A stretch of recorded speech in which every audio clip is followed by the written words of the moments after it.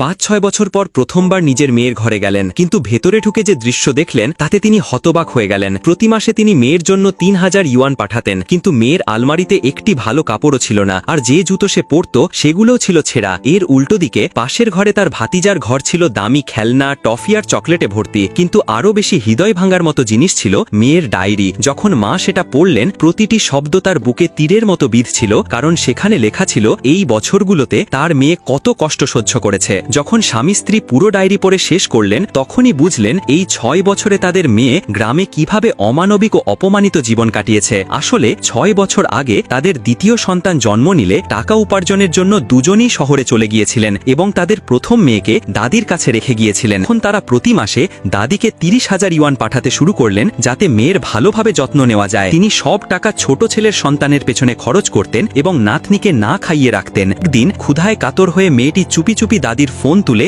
মাকে বাবাকে কল করে কাঁদতে কাঁদতে বলল, আমাকে এখান থেকে নিয়ে যাও। কিন্তু তার কথা শেষ হওয়ার আগেই মা তাকে থামিয়ে দিলেন এবং বললেন, এখন কোম্পানির কাজ খুব জরুরি, এটা শেষ হলেই আমরা তোমাকে শহরে নিয়ে আসব। এতটুকু বলেই তারা ফোন কেটে দিলেন। তারা কি জানতেন এটাই ছিল তাদের মেয়ের সঙ্গে শেষ কথা।